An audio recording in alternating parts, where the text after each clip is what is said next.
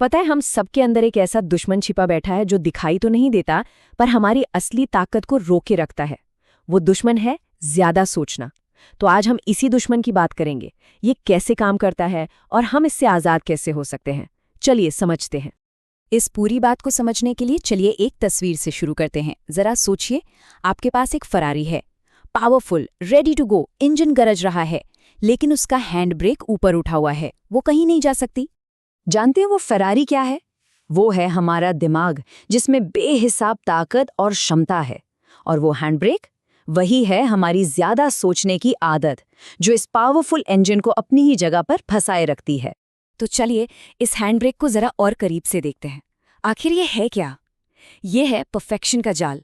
ये झूठा यकीन कि जितना ज्यादा सोचेंगे उतने ही बेहतर नतीजे मिलेंगे।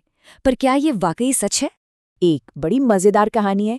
एक पॉटरी क्लास में स्टूडेंट्स को 2 ग्रुप में बांट दिया गया। ग्रुप ए से कहा गया, आपको 30 दिन में बस एक बिल्कुल परफेक्ट बर्तन बनाना है। और ग्रुप बी से कहा गया, आपको 30 दिन में 50 बर्तन बनाने हैं, चाहे जैसे भी बने। अब हुआ ये कि ग्रुप ए सोचता रहा, प्लानिंग करता रहा, और ग्रुप बी वो बस बर्तन बनाने में जुट गया। महीने के आखिर में जानते सबसे अच्छे बर्तन किसने बनाए? ग्रुप बी ने, क्योंकि उन्होंने करने से सीखा, सोचने से नहीं। तो इस कहानी का सबक क्या है? परफेक्शन का इंतजार करना एक धोखा है, एक्शन ही असली है। ग्रुप ए एनालिसिस पैरालिसिस का शिकार हो गया, मतलब वो इतना सोचते रहे कि कुछ कर ही नहीं पाए, जबकि ग्रुप बी ने एक्शन लेकर ही परफेक्शन हासिल किया। लेकिन ये सिर्फ मिट्टी के बर्तनों की कहानी नहीं है। इस ज्यादा सोचने की आदत की एक बहुत बड़ी कीमत है जो हम रोज चुकाते हैं। एक ऐसी कीमत जो हमें अक्सर नजर ही नहीं आती।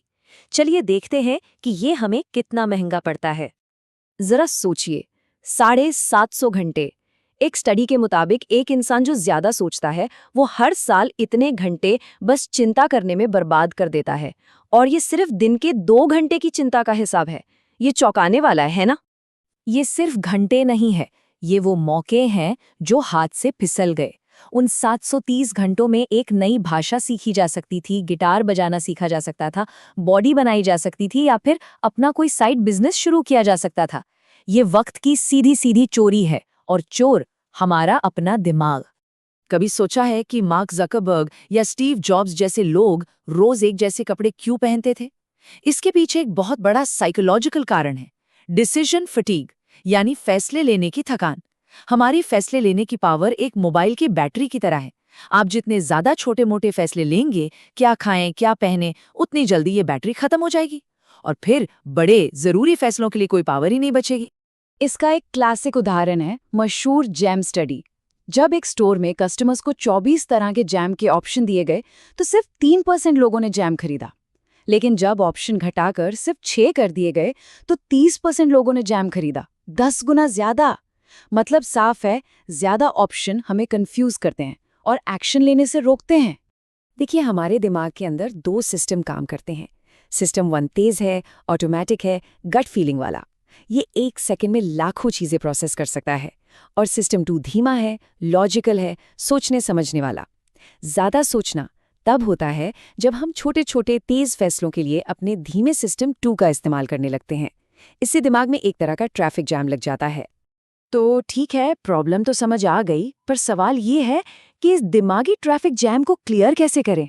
अच्छी खबर ये है कि इसके लिए कुछ बहुत ही प्रैक्टिकल और आसान टूल्स हैं जो हमारी मदद कर सकते हैं। पहला टूल है द 2 मिनट रूल। नियम बहुत सिंपल है। अगर कोई फैसला ऐसा है जिसे बाद में बदला जा सकता है या जिससे 5 साल बाद कोई फर्क नहीं पड़ेगा, तो उसे लेने के लिए खुद को सिर्फ 2 मिनट दीजिए। क्या खाना है? 2 मिनट। कौन सी टी शर्ट पहननी है? 2 मिनट। बात खत्म। ये आपके दिमाग की एनर्जी बचाता है। अब आते हैं बड़े फैसलों पर। यहाँ काम आता है 80% रूल। देखिए, 100% पक्का होने का इंतजार करना एक जाल है। सच तो ये है कि बाकी की 20% जानकारी आपको एक्शन लेने के बाद ही मिलती है। तो जैसे ही आपको 80% भरोसा हो जाए, आगे बढ़ जाइए। और तीसरा टूल, डिसीजन डेडलाइन। याद है कैसे एग्जाम से एक रात पहले पूरा सिलेबस याद हो जाता था? बस वही लॉजिक यहाँ लगाना है। अपने हर फैसले के लिए एक डेडलाइन सेट कीजिए और उसे और पावरफुल बनाने के लिए अपने किसी दोस्त से शर्त लगा लीजिए, अगर मैंने शुक्रवार शाम 5 बजे तक ये तय नहीं किया तो मैं तुम्हें 500 रुपये दूंगा। देखिए, डर एक बहुत अच्छा मोटिवेटर है। हमें बचपन से सिखाया गया है, पहले सोचो फिर करो, है ना? लेकिन आज की तेज दुनिया में यही सलाह हमारी सबसे बड़ी रुकावट बन गई है। अब वक्त आ गया है एक नई सोच अपनाने का, और वो है पहले करो बाद में सोचो। रवि और अमन की इस कहानी को देखिए, ये हम सबकी कहानी है। रवि 2 मिनट में एक मूवी चुनता है और मजे से देखता है। उधर अमन परफेक्ट मूवी की तलाश में 45 मिनट तक रिव्यूज और ट्रेलर देखता रहता है, और आखिर में थक कर बिना कुछ देखे ही सो जाता है। हम सब कहीं ना कहीं अमन बन जाते हैं, सबसे अच्छे के चक्कर में अच्छे को भी खो देते हैं। तो इस आदत को तोड़ें कैसे? इसका तरीका है बड़े काम को इतने छोटे छोटे टुकड़ों में तोड़ देना कि आपका दिमाग मना ही ना कर पाए। जैसे, मुझे जिम जाना है, ये मत सोचिए, ये बहुत बड़ा काम लगता है।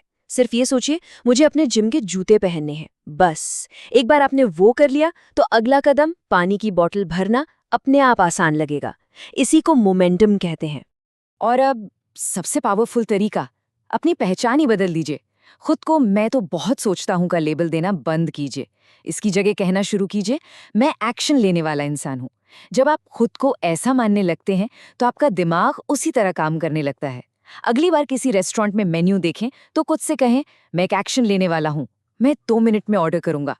चलिए, अब इन सारी बातों को एक साथ जोड़ते हैं, एक आखिरी और शायद सबसे जरूरी सोच के साथ, जो सब कुछ बदल सकती है।